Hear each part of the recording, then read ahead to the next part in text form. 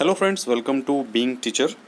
जैसा कि आप सभी को पता है कि पेपर फोर्थ कंप्लीट हो चुका है। पेपर थर्ड के कुछ शायद एक वीडियो और आएगा, वो भी ख़त्म हो जाएगा। पेपर सेकंड का एक वीडियो या फिर दो वीडियो और आएंगे, ठीक है, क्योंकि पेपर जो सेकंड है वो थोड़ा सा बड़ा है। पेपर फर्स्ट का सीन ये है कि पेपर फर्स्ट के जो आई थिंक दो सोर्स हम करा रहे हैं, ठीक है। एक सोर्स तो आपको पता है, और जो दूसरा सोर्स है मैं नाम नहीं लूँगा उसका, और जो दूसरा सोर्स है वो सोर्स थोड़ा सा मतलब उसमें भी उसी टाइप के क्वेश्चंस हैं, सेम वही सिलेबस है, एक भी क्वेश्चन आउट ऑफ सिलेबस नहीं है, ठीक है। तो वो सोर्स आज मैं उस सोर्स से कराने जा रहा हूँ, ठीक है। सोर्स मैं आपको नहीं बता सकता क्योंकि मैं इस यूट्यूब चैनल पे किसी भी सोर्स का नाम नहीं ले सकता हूँ, ठीक है। आपको पीडीएफ टेलीग्राम पे मिल जाएगी, आप वहाँ से जा करके उससे पढ़ सकते हैं, ठीक है। तो ये है कि अभी हम लोगों ने जो पेपर फर्स्ट जो हम डिस्कस करेंगे, मैं नहीं चाहता हूँ कि कोई भी क्वेश्चंस पेपर फर्स्ट में आपका मतलब मिस हो। मैं सारे क्वेश्चंस कराना चाहता हूँ, और सारे क्वेश्चंस करने के बाद में आप उस क्वेश्चंस को एक बार रिवीजन करिए, ठीक है। तो संविधान की कुंजी हम किसे कहते हैं? प्रस्तावना को। देखिए, प्रस्तावना से ही चीज़ें संविधान स्टार्ट होता है। प्रस्तावना को हम क्या कहते हैं? संविधान की कुंजी कहते हैं, ठीक। नेक्स्ट है कि संविधान के अंतर्गत भारतीय लोकतंत्र के आदर्शों को हम कहाँ देखते हैं? संविधान के अंतर्गत जो भारतीय लोकतंत्र है उनके आदर्शों को हम किस भाग में देखते हैं? मतलब प्रस्तावना हो गया, भाग हो गया, कौन से भाग में देखते हैं, ठीक है। तो सेकंड का राइट आंसर हो जाएगा सी, मतलब जो भारतीय लोकतंत्र के आदर्श हैं, जैसे कि धर्मनिरपेक्षता, सांप्रदायिकता, ठीक है।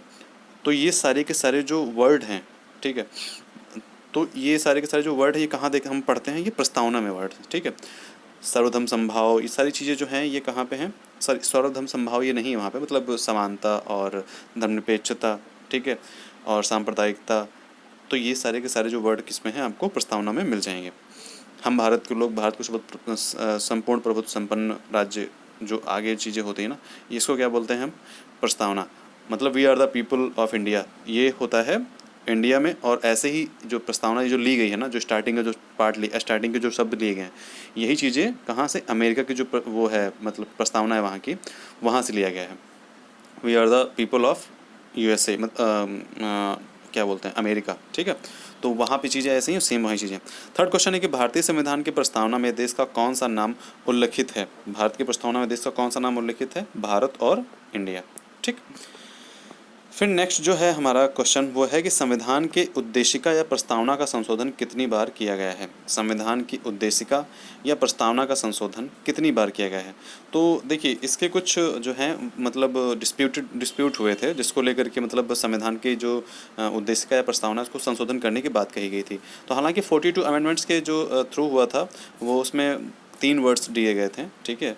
तो समानता और बंधुत्व, और आई थिंक एक और वर्ड था धर्मनिरपेक्षता, ठीक है। तो समाजवाद करके भी एक वर्ड दिया था। तो ये सारे जो वर्ड दिए गए थे, मतलब ये 42 अमेंडमेंट्स के माध्यम से दिए गए थे, ठीक है। हालांकि ये इंपॉर्टेंट नहीं कौन से मतलब अमेंडमेंट के मतलब कौन कौन से वर्ड आए थे एक साथ में, ये वर्ड नहीं पूछे जाएंगे, ठीक है।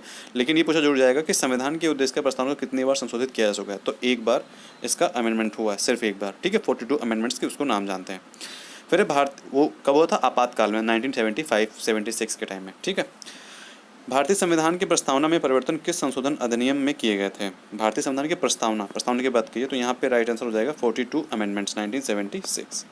नेक्स्ट है कि भारत के संविधान की प्रस्तावना में समाजवादी, देखिए समाजवादी, धर्मनिरपेक्ष एवं एकता और अखंडता शब्दों को किस संशोधन के द्वारा जोड़ा गया था? तो कौन सा संशोधन था वो? आपका 42 अमेंडमेंट्स, ठीक है। कौन सा? 42 अमेंडमेंट्स 1976। नेक्स्ट है कि प्रस्तावना का वह प्रावधान जो सभी वयस्क नागरिकों को मतदान का अधिकार प्रदान करता है, वह प्रावधान क्या है? प्रस्तावना का जो प्रस्तावना है उसमें कौन सा ऐसा प्रावधान है जो सभी नागरिकों को मतदान प्रदान करने का अधिकार प्रदान करता है, ठीक है, मतदान देने का अधिकार देता है? तो कौन सा जो राइट आंसर है वो क्या हो जाएगा? प्रजातंत्र, ठीक है। ये प्रजातंत्र जो वर्ड है ये क्या करता है? ये हमको वोटिंग का अधिकार प्रदान करता है। प्रस्तावना में प्रजातंत्र है, गणतंत्र भी है, और पंथ निरपेक्षता है, समाजवाद भी है, लेकिन प्रजातंत्र जो है ये हमको प्रस्तावना में मिलता है, और इसी के माध्यम से हम मतदान जो है हमको देने का अधिकार मिलता है। भारत के संविधान की प्रस्तावना में कितने प्रकार का न्याय, स्वतंत्रता, समानता एवं भ्रातृत्व का सही क्रम में उल्लेख किया गया है? तो 8 का राइट आंसर है वो 3, 5, 2 और 1। मतलब न्याय को 3 बार बोला गया है, स्वतंत्रता को 5 बार कहा गया है, और समानता को 2 बार, और भ्रातृत्व को 1 बार, ठीक है। नेक्स्ट है निम्नलिखित में से किस वाद में सर्वोच्च न्यायालय ने संविधान के मूल ढांचे का सिद्धांत प्रतिपादित किया था? निम्नलिखित में से किस वाद में सर्वोच्च न्यायालय ने संविधान के मूल ढांचे का सिद्धांत प्रतिपादित किया था? तो इसका राइट आंसर आपका हो जाएगा डी, केशवानंद भारतीवाद। ठीक है। नेक्स्ट है कि भारतीय संविधान के किस भाग में स्पष्ट रूप से घोषणा की गई है कि भारत एक धर्मनिरपेक्ष राज्य है? किस भाग में स्पष्ट रूप से घोषणा की गई कि भारत एक धर्मनिरपेक्ष राज्य है? तो 10 का राइट आंसर आपका हो जाएगा ए, संविधान की प्रस्तावना में कहा गया है। ठीक है, जो धर्मनिरपेक्ष शब्द है ये कहाँ पे है? संविधान की प्रस्तावना में। भारत में जनप्रिय संप्रभुता है क्योंकि भारत के संविधान की प्रस्तावना शुरू होती है इन शब्दों से। तो 11 का जो राइट आंसर है वो आपका हो जाएगा बी। ठीक है, हम भारत के लोग, we are the people of India. Next है कि भारत की संप्रभुता किस में निहित है? जो भारत की संप्रभुता है वो किस में निहित है? तो भारतीय संसद में। भारतीय संविधान किसके द्वारा स्वीकृत किया गया है? भारतीय संसद के द्वारा, मतलब संविधान सभा के द्वारा तो स्वीकृत किया ही गया है। ठीक है, लेकिन भारतीय संसद के द्वारा भी स्वीकृत किया है। ठीक है, तो यहाँ पे जो राइट आंसर है वो क्या हो जाएगा? भारत की जनता के द्वारा स्वीकृत किया गया है। क्योंकि देखिए ये जो एकदम जड़ समझ रहे हैं ना, भारत की जनता के द्वारा स्वीकृत किया गया है। जो जनता को क्या बोलते हैं, जो प्रतिनिधित्व करते हैं वो क्या करते हैं? नेता लोग। नेता कहाँ बैठते हैं? संविधान सभा में, सॉरी भारतीय संसद में। तो एटलीस्ट लास्ट में जो संविधान सभा थी उसी को संसद बना दिया गया था। ठीक है, तो बेसिक हमको जो जड़, मतलब एकदम जड़ से, तो क्या होगा? भारत की जनता के द्वारा। ठीक है, जो भारत की जनता थी उसने संविधान को स्वीकृत किया, क्योंकि उन्होंने जनता ने ही किसको स्वीकृत किया था? संविधान सभा को, और संविधान सभा जो की संसद बन गई थी। ठीक है, नेक्स्ट है कि भारतीय संविधान को संविधान सभा द्वारा कब अंगीकृत किया गया था? जो भारतीय संविधान है, संविधान सभा के द्वारा कब उसको अंगीकृत किया गया था? तो इसका राइट आंसर आपका हो जाएगा ए, 26 नवंबर 1949 को। और 26 नवंबर को हम लोग संविधान दिवस मनाते हैं, आपको पता ही होना चाहिए। ठीक है, क्योंकि ये चीज़ें आपको जाननी चाहिए, बेसिक नॉलेज है आपका। आप अगर भले तैयारी ना करते हो कोई मैटर नहीं करता है। ठीक है, फिर नेक्स्ट है आपका कि भारत का संविधान पूर्ण रूप से कब तैयार हुआ था? तो भारत का संविधान पूर्ण रूप से कब तैयार हुआ था? 15 का जो राइट आंसर है वो हो जाएगा 26 नवंबर 1949 को। ठीक, नेक्स्ट है कि किस तिथि को भारतीय संविधान लागू हुआ था? तो किस तिथि को भारतीय संविधान लागू हुआ था? 26 जनवरी 1950। किस वर्ष भारत एक संपूर्ण प्रभुत्व संपन्न प्रजातंत्र का गणराज्य बना था? संपूर्ण प्रभुत्व संपन्न प्रजातंत्र का गणराज्य बना था। तो 7 का राइट आंसर आपका हो जाएगा, सॉरी 17 का जो है राइट आंसर आपका हो जाएगा सी, 1950 में। क्योंकि 1915 के टाइम ही जो है संविधान सभा के माध्यम से जो संविधान था वो मतलब स्वीकृत किया गया था और अंगीकृत किया गया था 1949 में, 1949 में। भारत के संविधान की प्रस्तावना में अंगीकृत और स्वीकृत अलग अलग है। ठीक है, अंगीकृत और स्वीकृत अलग है। तो अंगीकृत जो है वो 1949 अगर अंगीकृत करके वर्ड मिलता है, और स्वीकृत 1950 में। भारत के संविधान की प्रस्तावना आई थिंक यही है ना, मतलब मैं कहीं डाउट तो नहीं कर रहा हूँ, देख लेता हूँ एक बार फिर से। क्योंकि आपका जो अंगीकृत देखिए, हाँ यहाँ पे अंगीकृत की बात की जा रही, और स्वीकृत देखिए यहाँ पे भी स्वीकृत की बात कही गई है कि कब जो है हाँ लागू हुआ, तो इसी को स्वीकृत बोलते हैं। ठीक है, ये देखिए यहाँ पे स्वीकृत है, लागू किया। उसके बाद जो हमारा नेक्स्ट क्वेश्चन है कि भारत के संविधान की प्रस्तावना में प्रथम संशोधन कब किया गया था? तो भारत की जो संविधान की प्रस्तावना है उसमें प्रथम संशोधन 1976 जो 42 अमेंडमेंट्स हुआ था वही प्रथम संशोधन था, और वही लास्ट संशोधन भी था। ठीक है, भारत की संविधान सभा का गठन किस योजना के आधार पर हुआ? भारत की संविधान सभा का गठन किस योजना के आधार पर हुआ? तो भारत की संविधान सभा का गठन किस योजना के आधार पर हुआ, आप लोग बता सकते हैं। वैसे कैबिनेट मिशन योजना के आधार पर ही हुआ था। ठीक है, माउंटबेटन योजना क्या थी? माउंटबेटन योजना थी भारत की मतलब आज़ादी को लेकर के, भारत को 2 पार्ट में डिवाइड को लेकर के जो थी माउंटबेटन प्लान था। ठीक है, क्रिप्स योजना और प्रिवेल योजना ये आप लोग जानते हैं, नहीं जानते हैं तो इसके बारे में हम लोग बाद में बात करेंगे। पहले हम लोग सिलेबस कंप्लीट करते हैं। ठीक है, ये इंपॉर्टेंट, ये आपके सिलेबस में नहीं है, क्रिप्स योजना और प्रिवेल योजना। संविधान सभा का प्रथम अधिवेशन कब बैठा था? संविधान सभा का प्रथम अधिवेशन 9 दिसंबर 1946 डॉक्टर सच्चिदानंद सिन्हा की अध्यक्षता में बैठा था, जो कि अस्थायी रूप से थे। ठीक है, उसके बाद डॉक्टर राजेंद्र प्रसाद जो कि 11 दिसंबर 1946 को। डॉक्टर सच्चिदानंद सिन्हा जो थे क्या थे? वो प्रथम अस्थायी अध्यक्ष थे किसके? संविधान सभा के।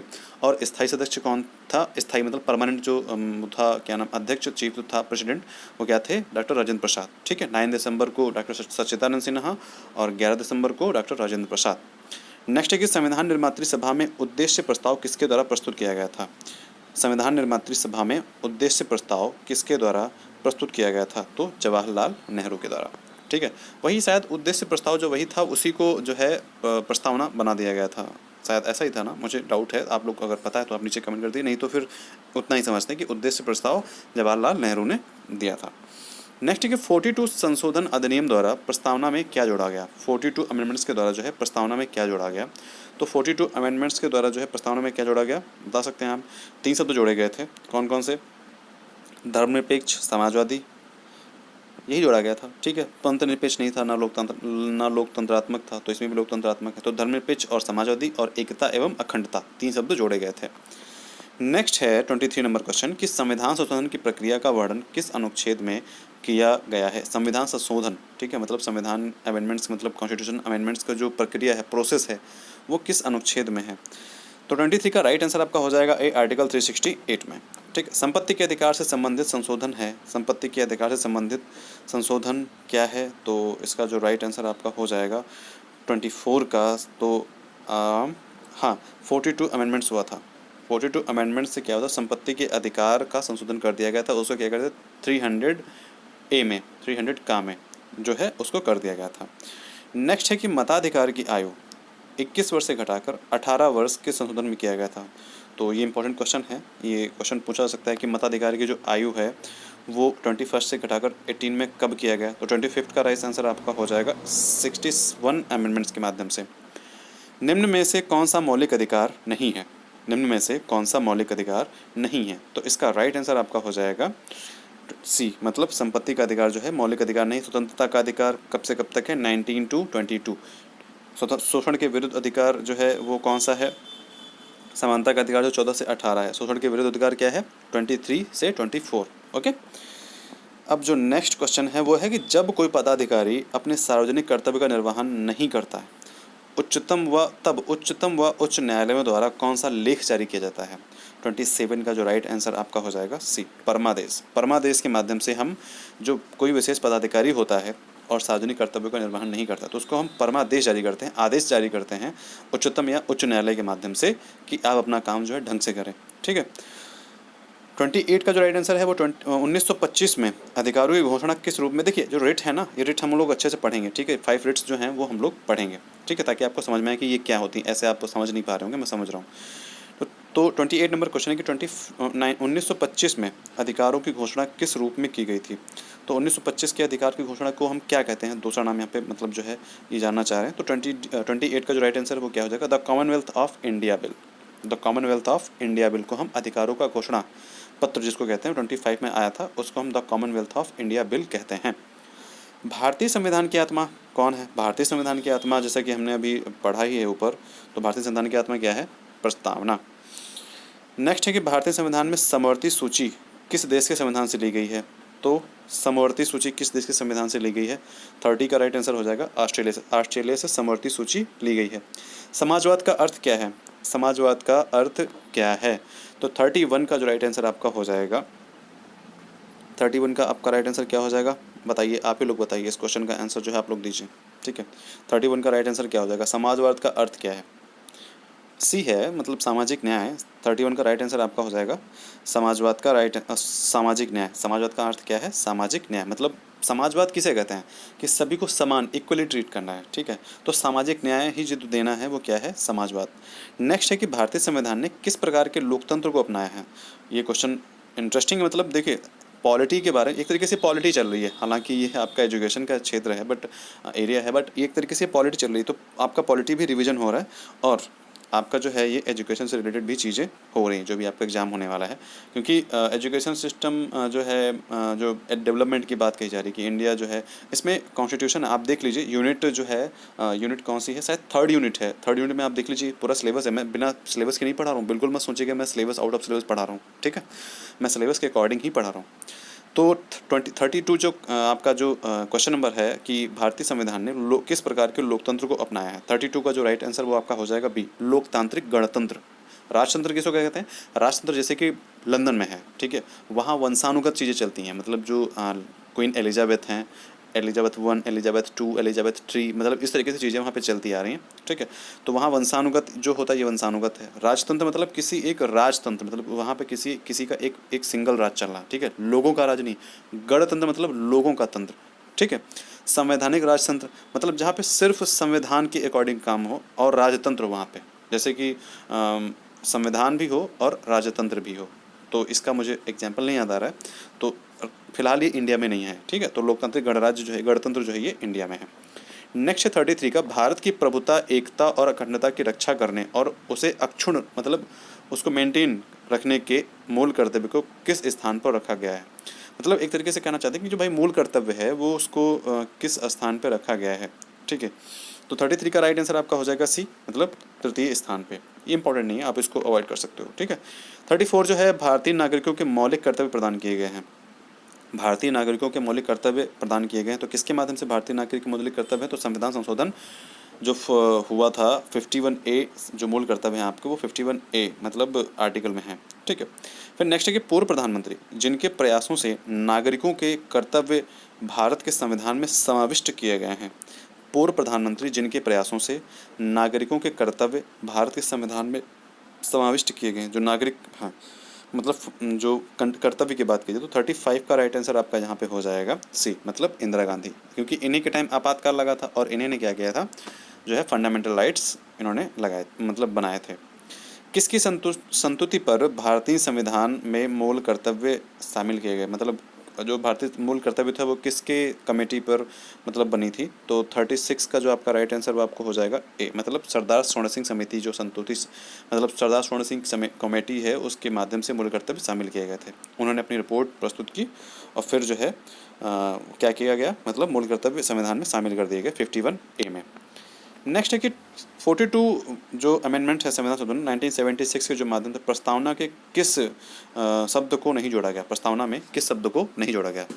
तो जैसा कि 3 शब्द थे, कौन कौन से, धर्मनिरपेक्ष, समाजवाद और एकता एवं अखंडता। तो कौन सा क्वेश्चन यहाँ पे नहीं मैच कर रहा है, बी, मतलब बी जो है गुटनिरपेक्षता शब्द नहीं जोड़ा गया। भारतीय संविधान की प्रस्तावना में वर्णित लोकतंत्र को किस रूप में स्वीकारा गया। भारतीय संविधान की प्रस्तावना में वर्णित लोकतंत्र को किस रूप में स्वीकारा गया, तो ठीक है 38 का जो राइट आंसर आपका हो जाएगा बी, मतलब सामाजिक राजतंत्र को स्वीकारा गया, मतलब राजतंत्र, सामाजिक राजतंत्र। 38 का जो राइट आंसर है वो आपका क्या हो जाएगा, डी, सॉरी डी हो जाएगा, बी नहीं होगा, क्योंकि यहाँ पे मैं भी वही कंफ्यूज हो गया था, क्योंकि आर्थिक लोकतंत्र है, राजनीतिक लोकतंत्र है, सामाजिक लोकतंत्र है, तो इसका राइट आंसर क्या हो जाएगा, डी हो जाएगा ना, क्योंकि ए बी मतलब सिर्फ सी बी थोड़ी होगा। तो ठीक है, ए बी सी तीनों जो हैं 38 का राइट आंसर क्या हो जाएगा, डी, ठीक। उपयुक्त सभी आर्थिक, सामाजिक और राजनीतिक। मतलब क्वेश्चन क्या है, देखिए भारतीय संविधान की प्रस्तावना में वर्णित लोकतंत्र को किस रूप में जानते हैं, तो आर्थिक रूप में लोकतंत्र, सामाजिक रूप में लोकतंत्र और राजनीतिक रूप में लोकतंत्र। ओके, नेक्स्ट है 39 कि भारतीय संविधान में किस संशोधन में नागरिकों के कर्तव्य को सम्मिलित किया गया है, तो नागरिकों के कर्तव्य को किस अमेंडमेंट के माध्यम से लाया गया था, तो क्या है 42 अमेंडमेंट से, ठीक है। 39 का जो आंसर है वो क्या हो जाएगा, 42 अमेंडमेंट्स के माध्यम से जो नागरिकों के कर्तव्य थे उनको सम्मिलित किया गया। नेक्स्ट है आपका कि अवशिष्ट अधिकार जिनका उल्लेख संघीय, राज्य या समवर्ती सूचियों में नहीं किया गया, अवशिष्ट अधिकार जिनका उल्लेख संघीय, राज्य या समवर्ती सूचियों में नहीं किया गया, किस में निहित होते हैं। अब अवशिष्ट अधिकार समझ रहे हैं, मतलब तो किस में निहित होते हैं, मतलब जो बचे खुचे अधिकार हैं, मतलब अवशिष्ट अधिकार उन्हीं को कहते हैं जो बचे खुचे अधिकार हैं, उनको किस में निहित किया गया है। तो इसका 40 का राइट आंसर आपका हो जाएगा राज्यसभा और लोकसभा दोनों में, एक तरीके से कह सकते हैं संसद में, ठीक। नेक्स्ट है कि भारत एक धर्मनिरपेक्ष राज्य है, भारत एक धर्मनिरपेक्ष राज्य है, इसका क्या तात्पर्य है, तो इसका राइट आंसर आपका हो जाएगा सी, मतलब भारतीय राज्य किसी निश्चित धर्म का समर्थन नहीं करता है। धर्मनिरपेक्षता का मतलब है सभी धर्मों का आदर और मतलब सम्मान करना। नेक्स्ट है भारत एक गणतंत्र है, इसका क्या अर्थ है, तो इसका राइट आंसर होगा भारत में वंशानुगत प्रमुख नहीं है। तो यहाँ पे यही एक जो आंसर है सटीक बैठता है कि जो वंशानुगत प्रमुख नहीं है, यहाँ पे क्या है, भारत जो है राज्यों का एक संघ है, भारत में संसदीय शासन व्यवस्था प्रणाली है, सभी मामलों में आंतरिक अधिकार जो है जनता के, अंतिम अधिकार जो है जनता के पास में होता है। तो इसका राइट आंसर क्या हो जाएगा 42 का ए। नेक्स्ट है 43 कि प्रस्तावना में किस प्रकार के न्याय की बात की गई है, तो प्रस्तावना में किस प्रकार के न्याय की बात की गई है, इसका 43 का राइट आंसर आपका हो जाएगा सामाजिक, आर्थिक और राजनीतिक। ओके, और सामाजिक, आर्थिक और राजनीतिक तीनों को मिला करके जो है लोकतंत्र को हम एक लोकतंत्र बनता है भारत का। ओके। फिर नेक्स्ट, कल्याणकारी राज्य का उद्देश्य क्या है? कल्याणकारी राज्य का उद्देश्य क्या है? तो कमजोर वर्गों के कल्याण का प्रबंधन करना। ठीक है। हालांकि सभी नागरिकों को स्वास्थ्य सुविधा उपलब्ध कराना ये भी है, अधिकतम संख्या का अधिकतम कल्याण सुनिश्चित करना ये भी है, कम संख्या का कम कल्याण सुनिश्चित करना ये नहीं है। ठीक है। लेकिन अधिकतम संख्या का अधिकतम कल्याण, ये सब चीज़ें ये दोनों हैं, लेकिन कमजोर वर्गों के कल्याण का प्रबंधन करना ये बेसिक है। ठीक है। तो इसीलिए हम इसको मानेंगे। नेक्स्ट है कि सर्वोच्च न्यायालय के किस निर्णय ने भारतीय संविधान के स्वरूप को सर्वाधिक प्रभावित किया है? तो सर्वोच्च न्यायालय के किस निर्णय ने भारतीय संविधान के स्वरूप को, ठीक है, बेसिक जो स्ट्रक्चर था कॉन्स्टिट्यूशन का, उसका जो है उसको प्रभावित किया है? कौन सा ऐसा वो था, क्या नाम, केस था? तो केशवानंद भारती बनाम केरल राज्य। तो 5 सेकंड का ब्रेक कंप्लीट हो गया है और हम लोग अब अपने दूसरे चैप्टर पे चलेंगे। संपत्ति के अधिकार को मौलिक अधिकारों की सूची से किस शासनकाल के दौरान हटाया गया था? तो इसका राइट आंसर है वो आपका हो जाएगा इंदिरा गांधी, मोरारजी देसाई की सरकार से। ठीक है। नेक्स्ट है कि मौलिक अधिकारों से संबंधित 24वां संविधान संशोधन कब पारित हुआ था? मौलिक अधिकारों से संबंधित 24वां संविधान संशोधन कब पारित हुआ था? तो इसका राइट आंसर आपका हो जाएगा सी, मौलिक अधिकारों से संबंधित 24वां संविधान संशोधन 1971 में पारित हुआ था। ठीक है। 24वां संशोधन कौन है वो हम आगे समझेंगे। बेकार और बलात्श्रम का निषेध कौन से अनुच्छेद में है? तो आर्टिकल 23 में, और बलात्श्रम पे रोक आर्टिकल 24 में। फिर नेक्स्ट है केशवानंद भारती बनाम केरल राज्य विवाद का निर्णय सर्वोच्च न्यायालय ने कब दिया? तो इसका निर्णय कब आया ये इंपॉर्टेंट नहीं है, फिर भी हम लोग फिर भी पढ़ लेते हैं, क्वेश्चन कुछ भी आ सकता है। तो 4th नंबर का राइट आंसर वो आपका हो जाएगा 1973 में। मूल कर्तव्य सम्मिलित नहीं है, मूल कर्तव्य में सम्मिलित नहीं है, तो क्या नहीं है? सामाजिक संस्कृति का परिणाम। नेक्स्ट है कि मूल कर्तव्य में हमारी संस्कृति को बताया गया है, तो कौन सी हमारी संस्कृति को क्या बताएगा? 6 का राइट आंसर क्या है? लोकप्रिय। ठीक है। मूल कर्तव्य में हमारी संस्कृति को लोकप्रिय बताया गया है। समाज में आर्थिक असमानता का प्रमुख कारण क्या है? तो समाज में आर्थिक असमानता का प्रमुख कारण जो है वो आपका हो जाएगा योग्यता का अंतर। देखिए, किसी कोई पोस्ट ग्रेजुएट है, कोई ग्रेजुएट है, तो ग्रेजुएट को ग्रेजुएट के अकॉर्डिंग जॉब मिलती है, पोस्ट ग्रेजुएट को पोस्ट ग्रेजुएट के अकॉर्डिंग जॉब मिलती है। तो आर्थिक असमानता का प्रमुख कारण क्या है? योग्यता का अंतर, जिससे कि जो है अर्निंग इनकम कम होती है, जो पे आउट मिलता है वो कम मिलता है। तो इसीलिए यहाँ पे क्या होता है? आर्थिक असमानता ज़्यादा है। नेक्स्ट है कि भारत के नागरिकों के मूल कर्तव्यों का जो विवरण है वो संविधान के किस जो है भाग में दिया गया है? तो मूल कर्तव्य जो है वो भाग 4 में है, भाग 4 का में है। ठीक है। भाग 4 में जो क्या है? DPSP है, राज्य के नीति निर्देशक तत्व हैं। भाग 3 में क्या है? फंडामेंटल राइट्स है, मतलब मूल अधिकार है। नेक्स्ट है कि भारतीय संविधान का कौन सा अनुच्छेद विधायन सत्ता पर नियंत्रण लगाता है? मतलब कौन सा जो अनुच्छेद है वो विधायन सत्ता पर नियंत्रण लगाता है? कुछ ऐसे वर्ड हैं कि जिनकी मीनिंग हमको भी नहीं पता है। ठीक है। तो कुछ वर्ड जो हैं वो एग्जैक्ट वैसे ही आपको देखने होंगे, सॉरी। तो कौन सा अनुच्छेद है वो विधायन सत्ता पर नियंत्रण लगाता है? तो 9 का जो राइट आंसर है वो आपका हो जाएगा बी। ठीक है। आर्टिकल 14, देखिए इसका अकॉर्डिंग क्या है, मतलब इसका यहाँ पे आर्टिकल 14 का मतलब क्या है कि विधि के अनुसार शासन। ठीक है। विधि के समक्ष समता, मतलब विधि के मतलब लॉ के सामने सभी इक्वल हैं। ठीक है। तो विधायन सत्ता पर नियंत्रण लगाता है, मतलब नियंत्रण लगाने का मतलब समझ रहे क्या है? नियंत्रण लगाने का मतलब यहाँ पे ये है कि मतलब आउट ऑफ कंट्रोल ना हो जाए। तो यहाँ पे जो विधायन सत्ता के अकॉर्डिंग, मतलब अकॉर्डिंग टू लॉ जो हमारा मतलब चलता है, जो लॉ चलता है वही आर्टिकल 14 में दिया हुआ है, और वही जो है विधायन सत्ता पे नियंत्रण लगाता है। मतलब जो लॉ है वो आउट ऑफ कंट्रोल ना हो जाए, वो अंडर कंट्रोल है। तो इसीलिए लॉ के अकॉर्डिंग जो है मतलब वही विधि के समक्ष समता, मतलब जो है आर्टिकल 14 है। नेक्स्ट है कि संघ या संगठन बनाना किस प्रकार का मौलिक अधिकार है? मतलब आप कहीं भी संगठन बना सकते हो, संघ बना सकते हो, तो ये किस प्रकार का मौलिक अधिकार है? तो इसका राइट आंसर आपका हो जाएगा स्वतंत्रता का अधिकार। ठीक। नेक्स्ट है कि मौलिक अधिकार संविधान के किस भाग में है? तो अभी जैसा कि हमने आपको बताया कि संविधान मौलिक अधिकार है वो भाग 4 में है, और भाग 4 का में क्या है? मौलिक कर्तव्य। मौलिक अधिकार भाग 3 में है, आई एम सॉरी। भाग 4 में क्या है? वो है राज्य के नीति निर्देशक, तो DPSP। भाग 4 में का में क्या है? भाग 4A में, भाग 4A में जो है पार्ट 4A में जो है वो आपका क्या है? Fundamental duties. ठीक। नेक्स्ट है कि बेगारी निश्चित तथा स्त्रियों के क्रय विक्रय पर रोक लगाने का कौन सा अधिकार है? तो कह सकते हो कि शोषण के विरुद्ध अधिकार, आर्टिकल 23। ओके, 24 दोनों हैं, तो आर्टिकल 23 ये हो जा रहा है, 24 क्या हो जा रहा है? बलात्श्रम पे रोक। नेक्स्ट, संवैधानिक उपचारों का अधिकार किसे कहते हैं? आर्टिकल 22। ठीक। हम लोग ये पढ़ चुके हैं लास्ट वीडियो में, बट फिर भी हम लोगों का रिवीजन हो जाना चाहिए। भारत में मौलिक अधिकारों की रक्षा कौन करता है? देखिए, हम जो ये सारे क्वेश्चंस कर रहे हैं ना, ये हम लोगों 2 सोर्स से कर रहे हैं, तो प्लीज़ मतलब आप लोग ये मत सोचिएगा कि कुछ अलग पढ़ा रहे हैं। सब कुछ आपका सिलेबस में ही है, मैं कुछ भी आउट ऑफ सिलेबस नहीं पढ़ा रहा हूँ, एक-एक क्वेश्चन आपके सिलेबस में है, ठीक है?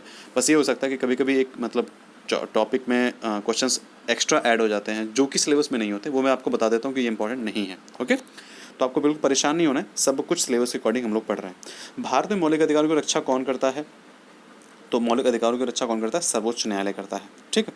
आर्टिकल 40 नंबर क्वेश्चन का राइट आंसर है सर्वोच्च न्यायालय। मौलिक अधिकार किसमें है? देखो, मैं इतनी बार बोल रहा हूँ कि मौलिक अधिकार का क्वेश्चन गलत नहीं होना चाहिए, ठीक है? मौलिक अधिकार किसमें है?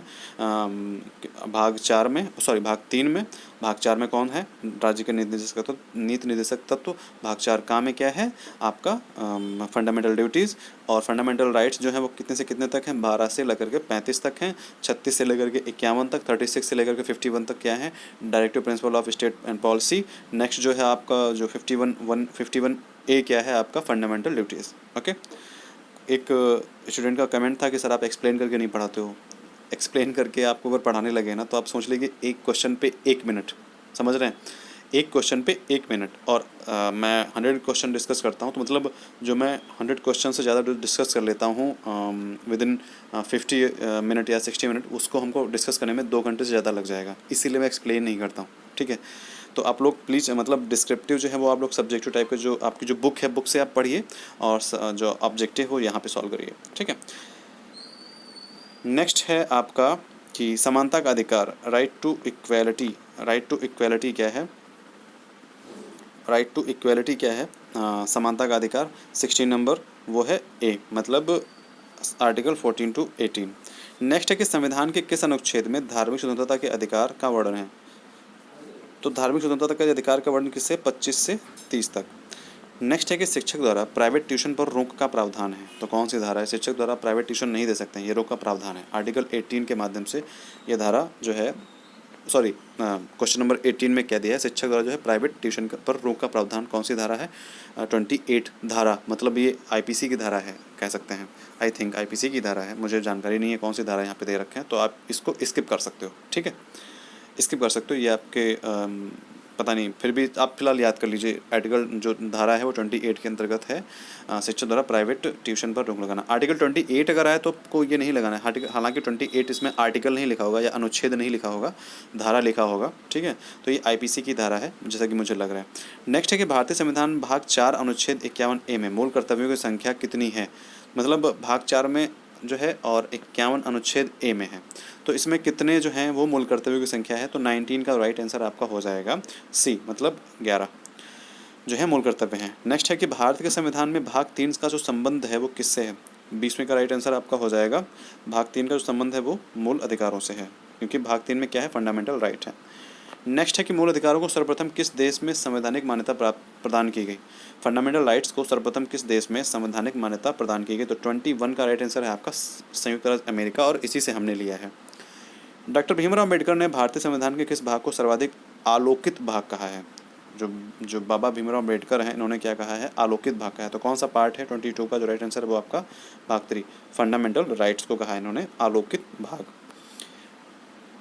सॉरी, भारतीय संविधान के भाग 3 में कुल कितने अनुच्छेदों में मूल अधिकारों का वर्णन है? 23 का राइट आंसर आपका हो जाएगा 24। 23 में जो भारतीय संविधान के भाग 3 में कुल कितने अनुच्छेदों का मूल अधिकारों का वर्णन है? तो 24 टाइप्स के जो हैं मूल अधिकार हैं। नेक्स्ट है कि भारतीय संविधान द्वारा भारतीय नागरिकों को कुल कितने मौलिक अधिकार प्रदान किए गए? 7 जो था वो आपको मैं बता चुका हूँ। जो 7 नंबर था वो संपत्ति का अधिकार, उसको हटा करके 300A में दे दिया गया है। वर्तमान में भारतीय नागरिकों को कुल कितने मौलिक अधिकार प्राप्त हैं? तो वो हैं 6। सॉरी, इसमें किए गए थे, देखिए यहीं पे क्वेश्चन गलत हो जाता है, सॉरी, थोड़ा सा जल्दी पढ़ा रहा हूँ तो सॉरी उसके लिए। 24 का राइट आंसर क्या है? यहाँ पे 7 होगा। 7 किस लिए होगा? कितने किए गए थे, ठीक है? कितने किए गए थे, ना कि कितने किए गए हैं। अब जो अधिकार हैं वो 6 हैं, ठीक है? और कितने थे? 7 थे, हैं कितने अब? 6। संपत्ति के अधिकार को हटा दिया गया। नेक्स्ट है कि भारत के संविधान में मौलिक अधिकार कौन से अमेंडमेंट के माध्यम से जोड़े गए थे? तो 26 का आपका जो राइट जो आंसर है वो हो जाएगा ए, मतलब मूल संविधान का हिस्सा था। ओके, जस्ट अ सेकेंड, यहाँ पे कह रहे हैं ये लोग मूल संविधान का हिस्सा था, जैसे कि मुझे भी लग रहा था। अब वहाँ पे ऊपर क्वेश्चन दिया था और ऑप्शन नहीं थे, तो इसीलिए मैं थोड़ा सा वो कर दिया था। वेट वेट वेट वेट, आपको यहाँ पे क्वेश्चन ये गलत यहाँ पे इन्होंने डाला हुआ है और मैं भी कंफ्यूज हो गया था, ठीक है, क्योंकि यहाँ पे क्वेश्चन पढ़ा था तो मुझे लगा सच में ऐसा हो सकता है कि भाई इस अमेंडमेंट के माध्यम से इसका संशोधन किया गया है। भाई मौलिक अधिकार जो है 42 अमेंडमेंट्स के माध्यम से संशोधित नहीं किए गए हैं, ठीक है। प्लीज़ आप इसको कट कर सकते हो, प्लीज़ इसको आप स्किप कर दो, क्वेश्चन को आप समझ लो कि क्वेश्चन था ही नहीं। जो फंडामेंटल राइट्स थे वो मूल अधिकार मतलब मूल संविधान का हिस्सा थे। मैं भी वही सोच रहा हूँ कि क्वेश्चन उन्होंने कैसे दे दिया, ठीक है। अब ऑप्शन था तो हमको लगाना था, तो आई थिंक मैंने तो भी सोचा कि 42 अमेंडमेंट्स के माध्यम से है, ठीक है। इसके जो आंसर था वो यही था कि 42 अमेंडमेंट्स के माध्यम से। Sorry, I am really sorry, ठीक है। आप लोग प्लीज़ जो है थोड़ा सा ध्यान से देखिएगा। जो है भारत के संविधान में मौलिक अधिकार जो है वो है मूल संविधान का हिस्सा था। क्या था? मूल संविधान का हिस्सा था। ऐसे ही हम लोग क्वेश्चन पिछले भी कर चुके हैं। प्लीज़, अब जो भारत के संविधान में मौलिक अधिकार थे वो मूल संविधान का हिस्सा थे। मुझे भी वही लग रहा था, यहाँ पे क्वेश्चन गलत हो रहा है। ये जो मैगजीन्स है ना, ये सच में क्या बोलूँ इनको, मैं समझ नहीं आ रहा है, ठीक है। तो चलिए आप लोग ध्यान रखिएगा कि जो भारतीय संविधान में मौलिक अधिकार थे वो मौलिक संविधान का हिस्सा थे, ठीक है। नेक्स्ट है कि मौलिक अधिकारों का निलंबन कौन कर सकता है। 27 का जो राइट आंसर है वो आपका डी है, राष्ट्रपति। किस टाइम? आपातकाल लगने के टाइम ऑटोमेटिक जो है फंडामेंटल राइट्स वो खत्म हो जाते हैं, मतलब आर्टिकल 2021 को छोड़ के। नेक्स्ट है कि मौलिक अधिकारों के बारे में सुनवाई करने का अधिकार किसको प्रदान किया गया है। मौलिक अधिकारों के बारे में सुनवाई करने का अधिकार किसको प्रदान किया गया है। 28 का आपका राइट आंसर हो जाएगा ए, सर्वोच्च न्यायालय के द्वारा, ठीक है। नेक्स्ट है कि संविधान में उद्घोषित मौलिक अधिकारों में संशोधन किसके द्वारा किया जा सकता है। तो संविधान में उद्घोषित मौलिक अधिकारों को जो संशोधन है वो संसद के द्वारा ही किया जा सकता है, ठीक है, और कोई नहीं कर सकता है, लोकसभा राज्यसभा के द्वारा। नेक्स्ट, निम्नलिखित में से कौन से मामले उच्च न्यायालय तथा उच्चतम न्यायालय की अधिकारता में आते हैं। कौन से जो मामले हैं वो उच्च न्यायालय तथा उच्चतम न्यायालय की अधिकारता में आते हैं। तो 30 का आपका राइट आंसर आपका हो जाएगा बी, मतलब मूल अधिकार का प्रवर्तन, ठीक है। मतलब मूल अधिकार का अगर कोई वायलेशन वगैरह होता है तो वो जो है उच्चतम न्यायालय और उच्च न्यायालय के न्यायिक अधिकारता में आते हैं। डायरेक्ट आप जाकर के सुप्रीम कोर्ट में रिट दायर कर सकते हो। नेक्स्ट है भारतीय संविधान के अंतर्गत मूल अधिकारों का संरक्षक कौन है। तो भारतीय संविधान के अंतर्गत मूल अधिकारों का संरक्षक कौन है? न्यायपालिका है। नेक्स्ट है कि भारतीय संविधान के मूल अधिकार किसके प्रति गारंटेड हैं, ठीक है। तो 32 का राइट आंसर आपका हो जाएगा बी, भारतीय नागरिक सर्वत्र, मतलब भारतीय नागरिक के प्रति गारंटेड है।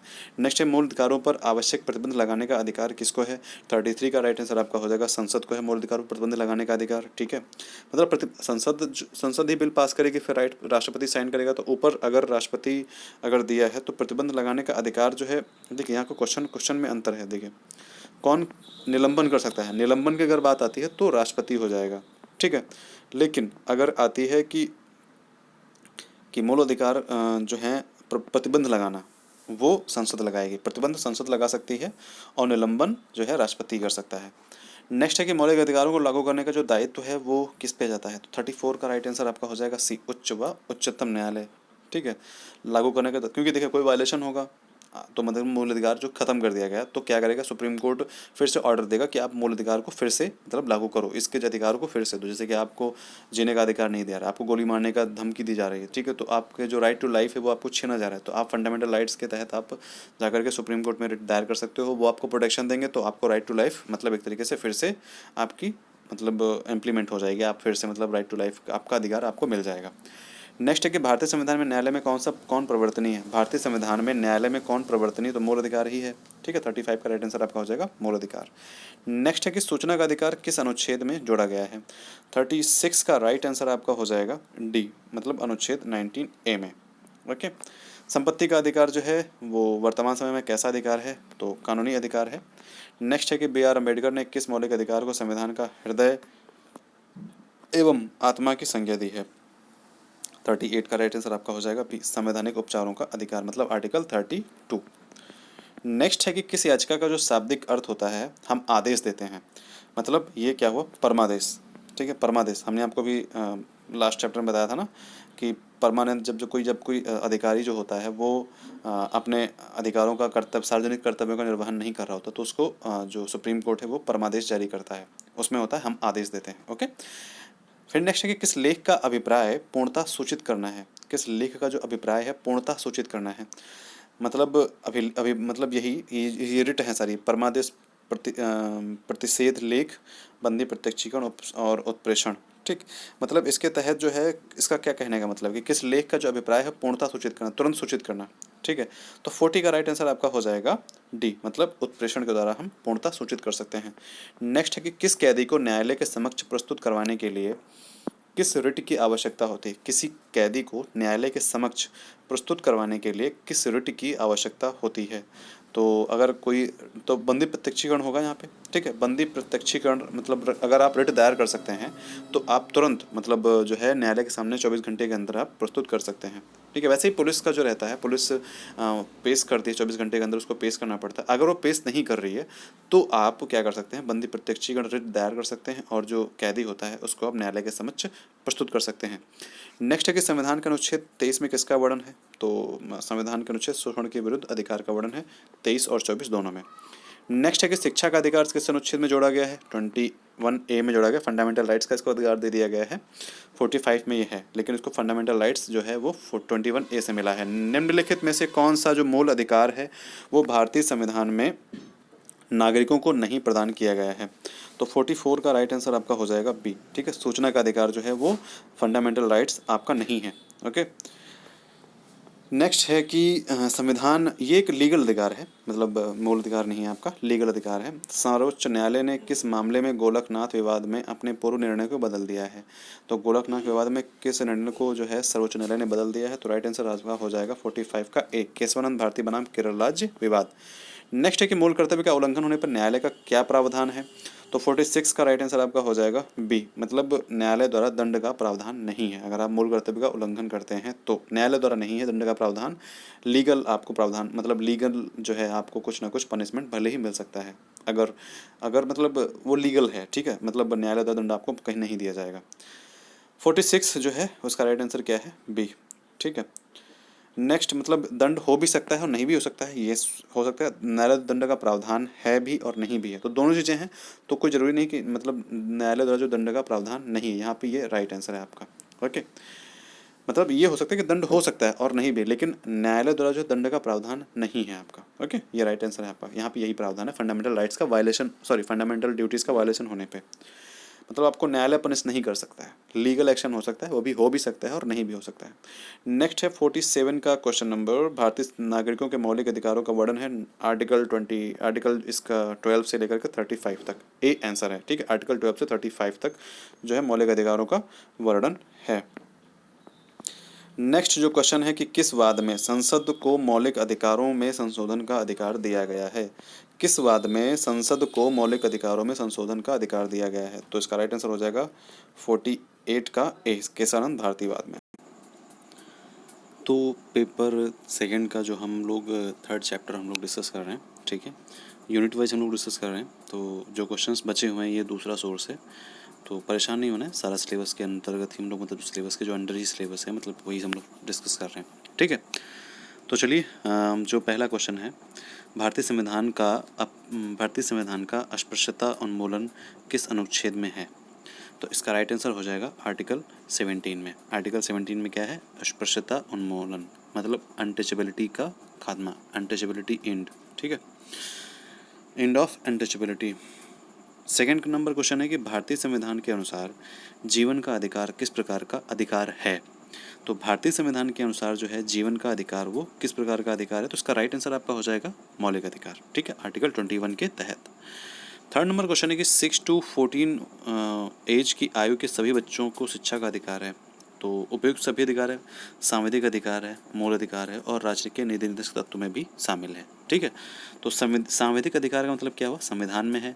मूल अधिकार का क्या हुआ, आर्टिकल 21A में है। और राज्य के नीति निर्देशक तत्व सिद्धांत का मतलब क्या हुआ, आर्टिकल 45 में है। ठीक है, तो मूल अधिकार समझ रहे हैं ना कि आर्टिकल 12 to 35, राज्य के निर्देशक तत्व तो 36 to 51 और सांविधिक अधिकार मतलब संविधान में लिखा हुआ। ओके, नेक्स्ट है कि मूल अधिकारों के अंतर्गत कौन सा अनुच्छेद बालकों के नियोजन से प्रत्यक्ष रूप से संबंधित है। तो मतलब बालकों के नियोजन से, मतलब बालकों की जो नियोजन से जो प्रत्यक्ष रूप से संबंधित है वो क्या है, आर्टिकल 24। मतलब बालक जो हैं वो कहीं मतलब उनका कोई मिसयूज ना कर रहा हो, उनसे कोई काम ना करवा रहा हो, तो इसीलिए यहाँ पे जो वर्ड यूज किया गया बालकों के नियोजन से प्रत्यक्ष रूप से संबंधित। ठीक है, नेक्स्ट है कि किसी धर्म विशेष के संवर्धन के लिए करों के भुगतान की अनिवार्यता से मुक्ति की गारंटी किस अनुच्छेद में दी गई है। इनका ये कहना है आसान भाषा में कि जो धर्म विशेष है, कोई भी धर्म विशेष हो, हिंदू मुस्लिम सिख ईसाई का मतलब जो भी हो, मतलब उनको कर भुगतान नहीं करना पड़ेगा। ये किस आर्टिकल के अंतर्गत है, ठीक है। तो क्वेश्चन नंबर 5 का जो राइट आंसर होगा वो आपका बी होगा। आर्टिकल 27 के अंतर्गत ये है कि आपको अपने मतलब रिलीजन के प्रचार प्रसार के लिए आपको मतलब कोई कर का भुगतान नहीं देना है। नेक्स्ट है कि अल्पसंख्यकों के हितों की सुरक्षा पर किस अनुच्छेद में प्रावधान किया गया है। अल्पसंख्यक से रिलेटेड है क्वेश्चन ये कि अल्पसंख्यकों के हितों की सुरक्षा के लिए किस अनुच्छेद में प्रावधान किया गया है। तो इसका राइट आंसर आपका हो जाएगा अनुच्छेद 29 में। 7 नंबर है भारत के संविधान के किस अनुच्छेद के अंतर्गत सशस्त्र बलों के सदस्यों के मौलिक अधिकारों को विशेष रूप से प्रतिबंधित किया गया। आर्टिकल 33। मतलब देखिए आर्टिकल 33 क्या है। आर्टिकल 33 ये है, ये क्वेश्चन ये कहना चाह रहा है कि मतलब ये बताइए कि जो सशस्त्र बल हैं, देखिए इनको सारे अधिकार नहीं होते हैं। इनको संगठन बनाने का अधिकार नहीं होता है, इनको प्रेस के सामने बोलने का अधिकार नहीं होता है, इनको कहीं भी आने जाने का अधिकार नहीं होता है, ठीक है। जो गवर्नमेंट के अंडर में कोई भी मतलब जो भी हो उसको बोलने का अधिकार, लेकिन सशस्त्र बलों पे जो चीज़ें थोड़ा सा दूसरी हो जाती हैं। वायुसेना एक्ट 1950, थल सेना एक्ट 1950, पुलिस सेना एक्ट समथिंग कुछ हो, उसका भी सन कुछ है। तो ऐसे ही इन जो एक्ट के अंतर्गत जो है मतलब सशस्त्र बलों को प्रेस वगैरह के सामने नहीं जा सकते हैं ऐसे ही, ठीक है। और मतलब ये कहीं भी कोई संगठन नहीं बना सकते, कोई ग्रुप नहीं अपना मतलब कर सकते हैं। तो ये सारी चीज़ें जो हैं सशस्त्र बलों के आर्टिकल 33 के अंतर्गत इन पर प्रतिबंधित करती हैं, ठीक है। ऐसा इसलिए होता है ना कि ताकि अनुशासन में रहें, अनुशासन बनाए रखें, इसलिए होता है। नेक्स्ट जो है कि उच्चतम न्यायालय के अनुसार निजी भवनों के ऊपर राष्ट्रीय ध्वज को फहराना संविधान के किस अनुच्छेद के अंतर्गत सम्मिलित है। मुझे तो नहीं पता है क्योंकि ये क्वेश्चन मैंने कभी शायद ही पढ़ा हो। मैंने सुना है कि हाँ पढ़ाया जाता है, लेकिन कौन सा आर्टिकल है और आर्टिकल जो दिए हैं मतलब इसमें तो ये सही नहीं पता तो है, लेकिन ये आर्टिकल जो हैं इसमें नहीं है, तो इसीलिए आप इस क्वेश्चन को स्किप कर सकते हैं, ठीक है। देखो 21 क्या हुआ, राइट टू लाइफ हुआ। आर्टिकल 19(1) क्या हुआ कि राइट टू स्पीक हुआ, राइट टू प्रेस मतलब कुछ भी ये मतलब राइट टू स्पीक कुछ भी बोलने की स्वतंत्रता हुई, ठीक। तो ये इसके अंतर्गत नहीं आता है। आर्टिकल 33 क्या हुआ जो हमने अभी लास्ट में पढ़ा था। 29 क्या हुआ, अल्पसंख्यकों से रिलेटेड है। तो मतलब इसका जो आर्टिकल है वो कोई स्पेशल नहीं दिया है, तो ठीक इसीलिए ये क्वेश्चन गलत है, ठीक है। आप इसको स्किप कर सकते हैं। नेक्स्ट है कि निम्नलिखित में से कौन सी रिट व्यक्तिगत स्वतंत्रता निम्नलिखित में से कौन सी रिट जो है व्यक्तिगत स्वतंत्रता का बुलवर्क है, ठीक है। तो इसका राइट आंसर आपका हो जाएगा बंदी प्रत्यक्षीकरण, ठीक है। बंदी प्रत्यक्षीकरण जो है वो व्यक्तिगत स्वतंत्रता का क्या है, बुलवर्क है। नेक्स्ट है कि शिक्षा का अधिकार अधिनियम 2009 में कक्षा 1 से 5 तक के बारे में सही सुमेलित है। तो इसका राइट आंसर आपका हो जाएगा सी, मतलब न्यूनतम 800 घंटे, ठीक है। प्रतिवर्ष जो है शिक्षण कार्य क्या होगा, न्यूनतम 800 घंटे होगा।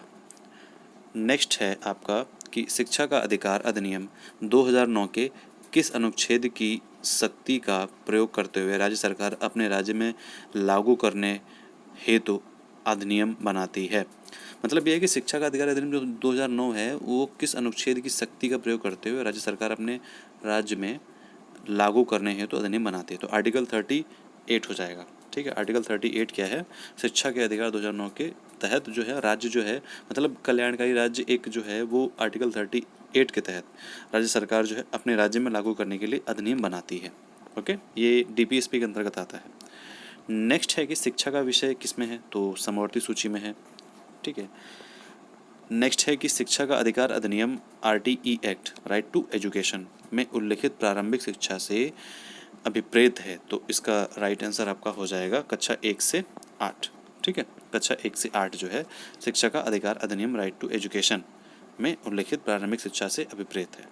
नेक्स्ट है कि निजी विद्यालयों की मान्यता प्राप्त संबंधी प्रावधान किस अनुच्छेद या धारा में बताया गया है।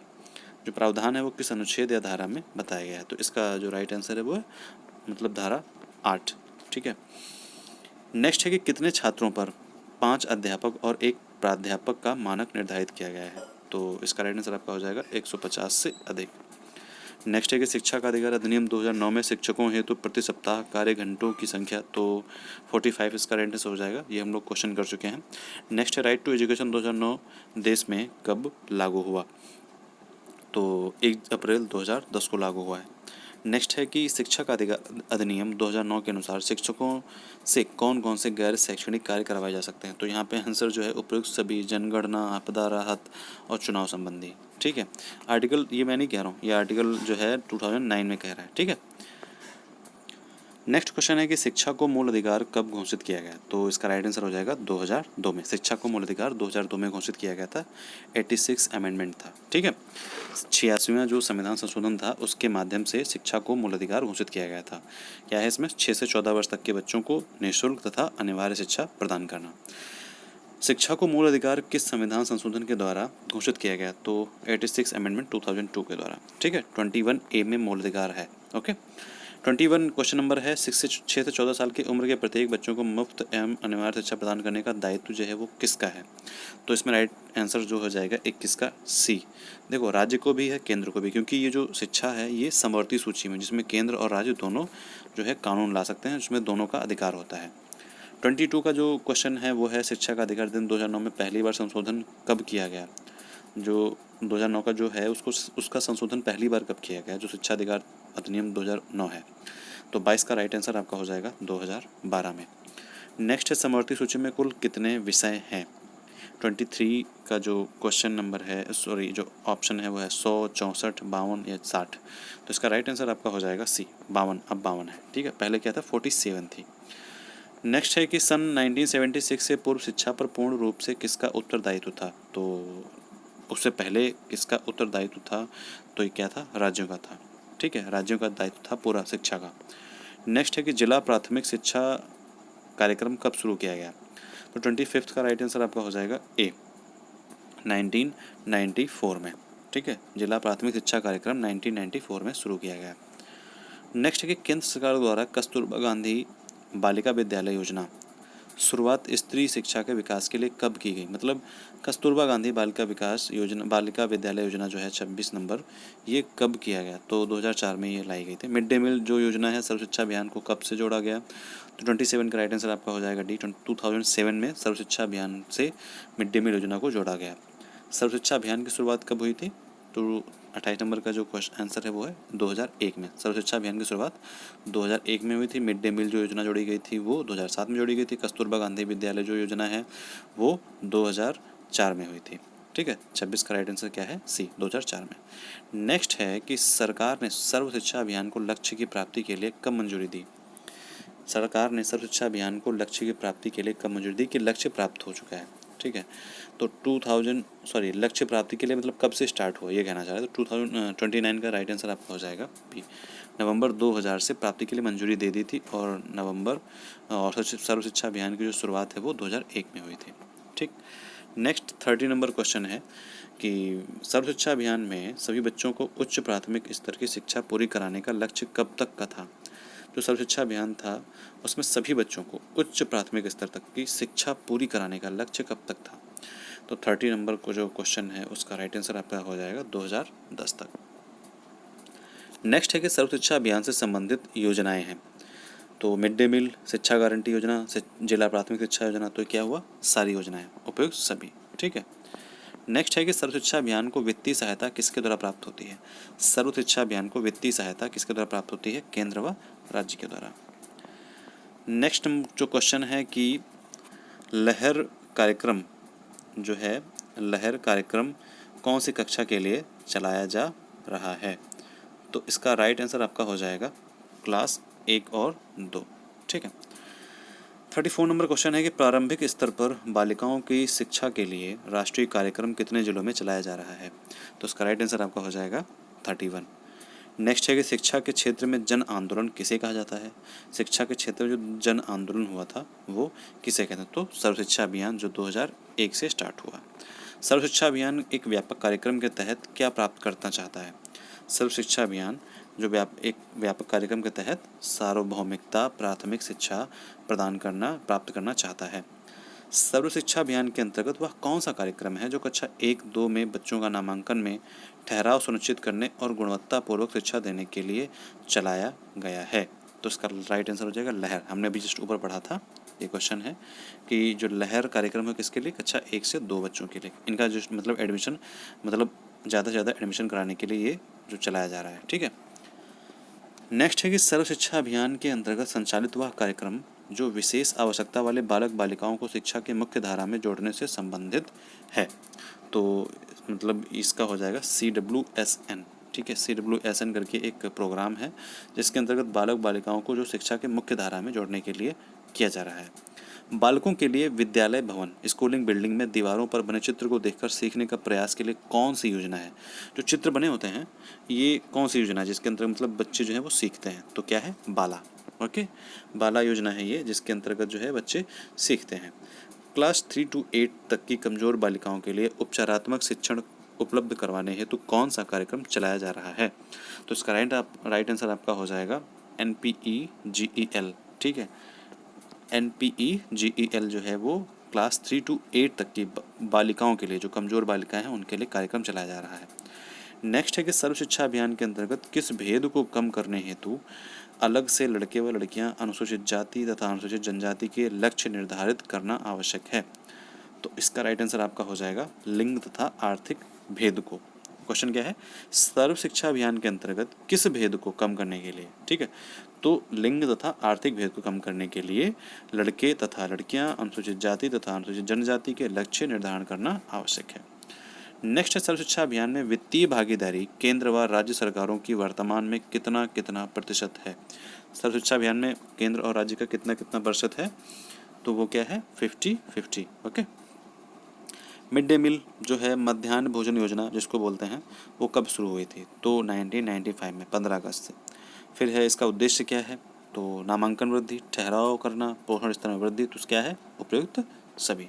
ठीक है, तो अब हमारा जो नेक्स्ट 45 नंबर जो क्वेश्चन है वो है कि राष्ट्रीय माध्यमिक शिक्षा अभियान में बच्चों का लक्षित आयु वर्ग कितना है? मतलब ये है कि राष्ट्रीय माध्यमिक शिक्षा अभियान में बच्चों का जो है लक्षित आयु वर्ग कितना है?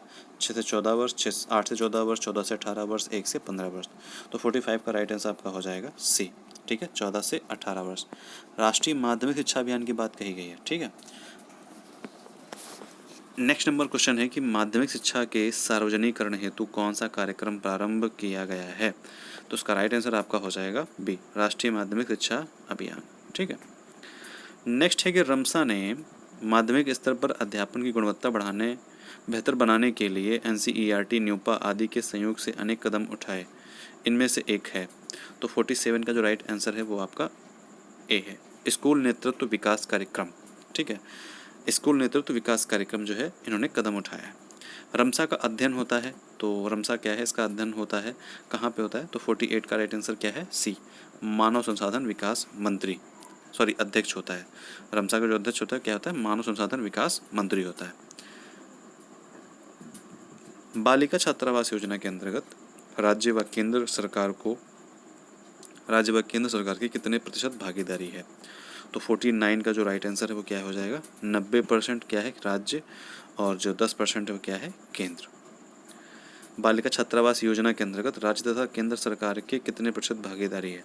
वैसे मुझे तो 90% राज्य लग रहा है और 10% केंद्र लग रहा है, बट यहाँ पे उल्टा है तो आप इस क्वेश्चन को स्किप कर सकते हो। ठीक है, नेक्स्ट है कि सभी अल्पसंख्यकों को चाहे उनका आधार धर्म हो या भाषा, पसंद की शिक्षा संस्थान स्थापित करने तथा उसके प्रशासन का अधिकार होगा। तो ये किस धारा के अंतर्गत है?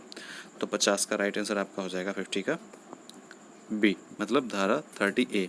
ये आर्टिकल ही है, इसमें ये आर्टिकल की बात की जा रही है, अल्पसंख्यकों की बात की जा रही है। तो जो अल्पसंख्यक हैं वो आर्टिकल 30 में है। ठीक है, इसमें क्या है कि वो किसी भी धर्म के हो, भाषा पसंद की जो हो उनकी, या संस्था स्थापित करने तथा उनके प्रशासन का अधिकार होगा। 51 का जो क्वेश्चन है वो है कि ढेबर समिति का गठन कब किया गया? ठीक है, 66, 65, 67 या 60। तो 60 में जो है ढेबर समिति का गठन किया गया था। 52 जो क्वेश्चन है, राष्ट्रीय महिला शिक्षा समिति का गठन कब किया गया? अब राष्ट्रीय महिला शिक्षा समिति का गठन 1958 में किया गया। राष्ट्रीय महिला शिक्षा समिति की अध्यक्ष कौन थी?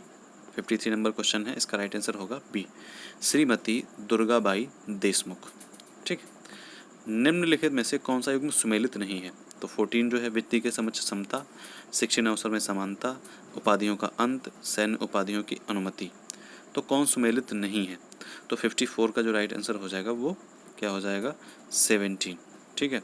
उपाधियों का अंत नहीं है 17 में। 17 में क्या है? एंड ऑफ अनटचेबिलिटी, अस्पृश्यता का अंत। 55 नंबर क्वेश्चन, निम्नलिखित में से कौन सा मूल अधिकार विदेशी नागरिकों को नहीं है? कौन सा मूल अधिकार विदेशी नागरिकों को नहीं है? तो इसका राइट आंसर हो जाएगा अभिव्यक्ति की स्वतंत्रता। मतलब कुछ भी बोलने का उनको अधिकार नहीं कि जो मनाया वो बोल रहे हैं, ठीक है, तो ये उनको अधिकार नहीं है।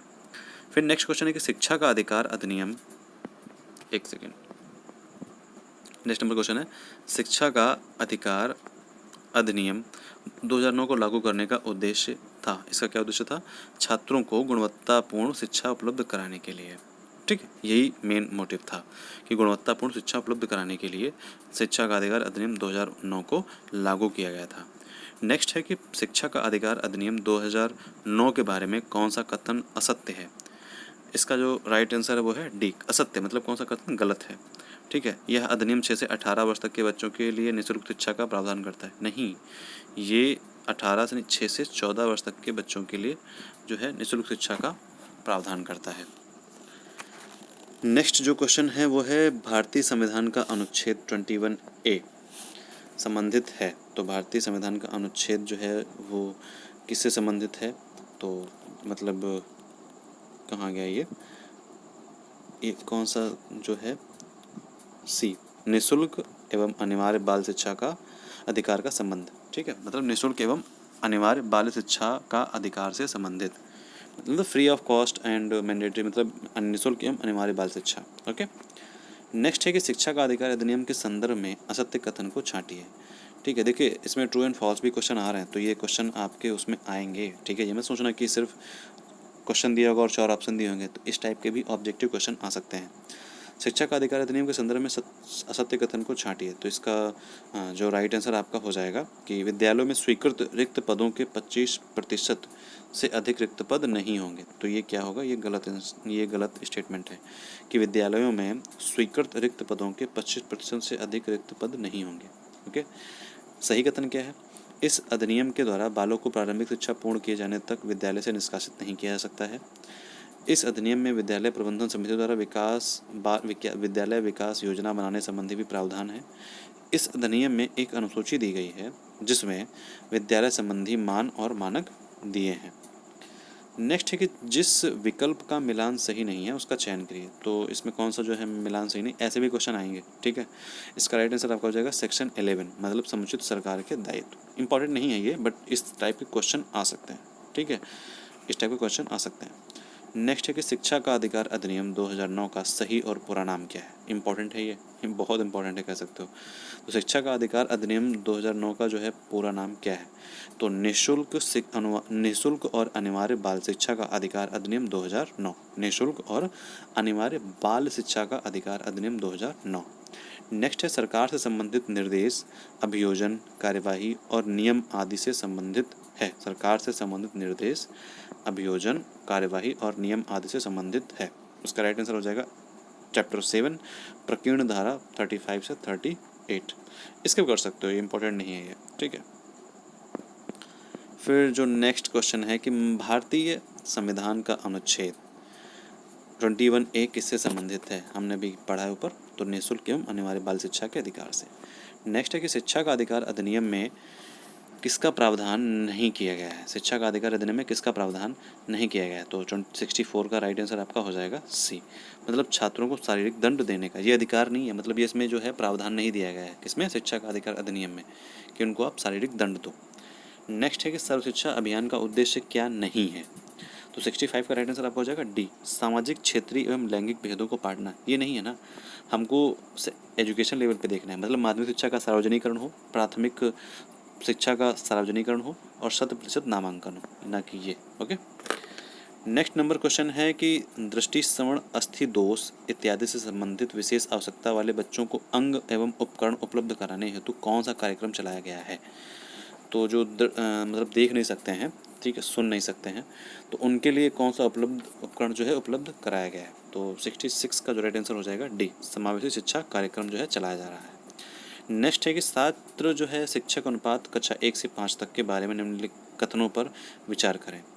छात्र शिक्षक अनुपात कक्षा 1 से 5 तक के जो मतलब बालक और टीचर कितने क्या हो सकता है?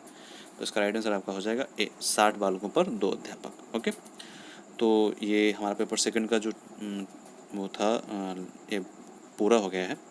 इसके बाद एक और वीडियो आएगा और उसके बाद सारी चीज़ें ख़त्म हो जाएंगी। चैप्टर सेकंड भी आपका ख़त्म, पेपर सेकंड भी आपका ख़त्म हो जाएगा और फिर पेपर फर्स्ट बचेगा, वो हम कल मतलब वो हम आज शाम तक कंप्लीट करा देंगे। ठीक है, तो चलिए मिलते हैं नेक्स्ट वीडियो, तब तक के लिए अपना ध्यान रखिए। और वीडियो को आप पूरा देख रहे हैं तो नीचे कमेंट करके बताइए कि आपने पूरा देखा है। ठीक है, देखना चाहता हूँ मैं। ओके, चलिए ठीक है, मिलते हैं नेक्स्ट वीडियो में। Bye bye.